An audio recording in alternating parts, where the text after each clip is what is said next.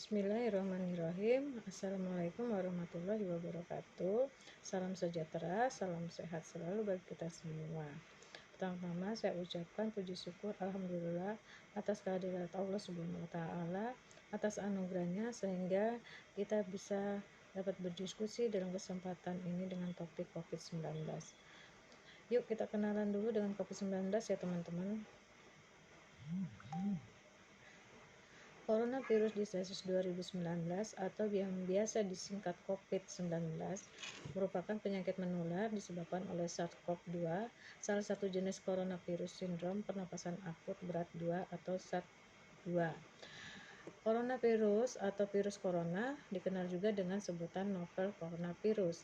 Kasus pertama penyakit ini terjadi di kota Wuhan, negara Cina pada akhir Desember tahun 2019. Setelah itu COVID ini menular antar manusia dengan sangat cepat dan menyebar ke sejumlah negara termasuk Indonesia dimulai Januari 2020. Agar penyebaran COVID-19 tidak makin luas, beberapa negara melakukan kebijakan lockdown.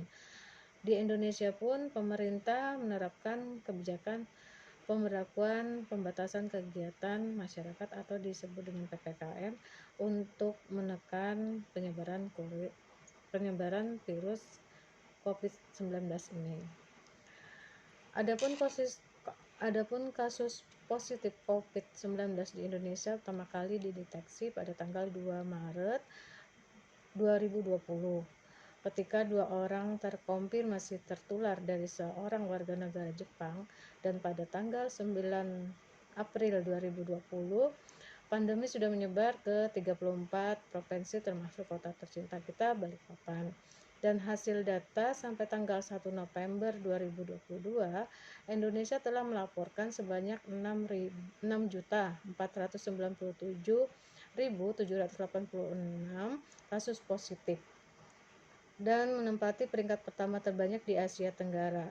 Sedangkan jumlah kematian menempati peringkat ketiga di Asia sebanyak 158.663 kasus kematian. Sementara diumumkan pula 6.311.861 orang yang dinyatakan sembuh dan dalam perawatan sebanyak 27.262 kasus. Apakah COVID-19 menular? Ya, COVID-19 ini sangat menular. Dan penyebab COVID-19 itu adalah disebabkan oleh SARS-CoV-2, yaitu virus jenis baru dari coronavirus, kelompok virus yang menginfeksi sistem pernapasan. Infeksi virus corona bisa menyebabkan infeksi pernapasan ringan sampai sedang, seperti flu atau infeksi sistem pernapasan dan paru-paru seperti pneumonia. COVID-19 awalnya diduga ditularkan dari hewan ke manusia. Setelah itu diketahui bahwa infeksi ini juga bisa menular dari manusia ke manusia. Penularannya bisa melalui cara-cara sebagai berikut. Yang pertama, tidak sengaja menghirup percikan ludah atau droplet dari penderita COVID-19 yang bersin atau batuk. Kemudian, yang kedua, memegang mulut, hidung, atau mata tanpa mencuci tangan terlebih dahulu setelah menyentuh benda yang terkena droplet penderita COVID-19 seperti uang ataupun ganggang pintu yang paling sering kita pegang ya. Kemudian yang ketiga adalah kontak jarak dekat atau kurang lebih dari 2 meter dengan penderita COVID-19 tanpa menggunakan masker. WHO menyatakan COVID-19 juga bisa menular melalui aerosol atau partikel zat di udara. Penularan melalui udara ini juga bisa lebih mudah terjadi di tengah kerumunan orang, khususnya di dalam ruang tertutup. Dari data yang dikeluarkan oleh WHO sampai saat ini sudah ditemukan beberapa varian SARS-CoV-2 penyebab COVID-19, yaitu yang pertama adalah varian Alpha yang ditemukan di Inggris September 2020. Kemudian varian Beta yang pertama kali ditemukan di Afrika Selatan pada bulan Mei 2020. Varian Gamma ditemukan di Brasil pada November 2020. Varian Delta ditemukan di India pada Oktober 2020. Yang terakhir adalah Omicron yang ditemukan di Afrika Selatan pada November 2021. Faktor resiko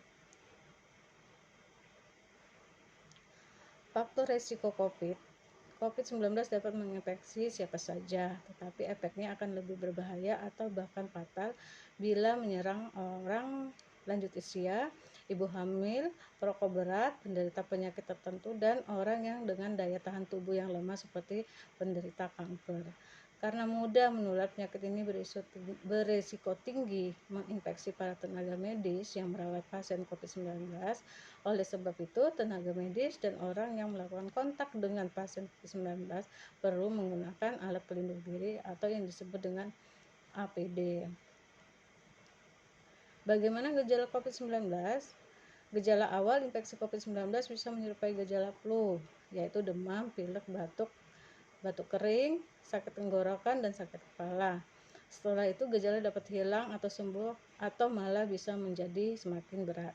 Penderita dengan gejala yang berat bisa mengalami demam tinggi, batuk berdahak atau berdarah, atau juga sesak napas dan disertai nyeri dada. Gejala-gejala tersebut di atas mungkin muncul ketika tubuh bereaksi melawan virus COVID-19. Jadi secara umum ada 3 gejala umum yang bisa menandakan seorang terinfeksi COVID, yaitu pertama demam dengan suhu di atas 38 derajat Celcius, batuk kering, dan juga sesak napas. COVID-19 bisa muncul dalam 2 hari sampai 2 minggu setelah seseorang terinfeksi virus. Sebagian penderita juga mengalami hipoksia atau penurunan oksigen tanpa adanya gejala lain. Selain itu, beberapa laporan kasus juga menyebutkan sebagian COVID-19 dapat mengalami ruam kulit.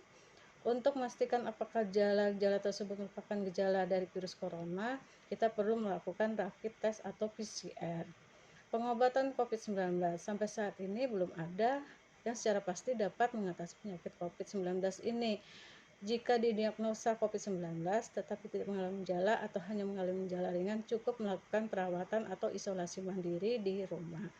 Penting untuk diingat, ruangan isolasi harus memiliki ventilasi dan cahaya yang baik, serta pertukaran udara yang cukup. Selain itu, ruangan isolasi juga wajib dibersihkan setiap hari dengan air sabun atau desinfektan.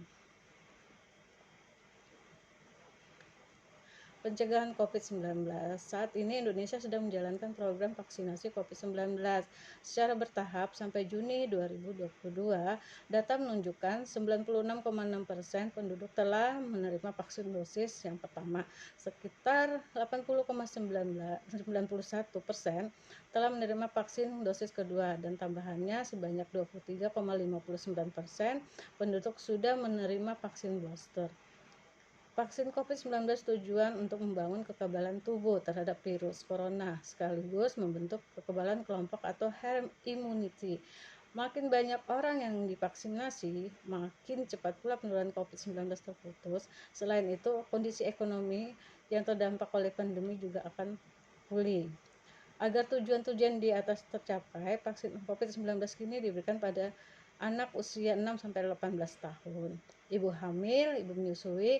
Sedangkan bagi orang-orang dengan riwayat penyakit atau kondisi kesehatan tertentu, pemberian vaksin harus disertai izin dari dokter.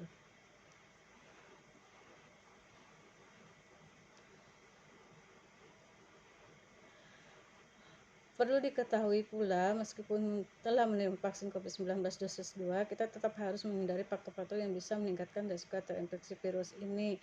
Caranya adalah dengan melakukan hal-hal di bawah ini, seperti melakukan 5M, yaitu memakai masker, mencuci tangan, menjaga jarak, menghindari kerumunan, juga mengurangi kegiatan-kegiatan yang tidak penting di luar rumah.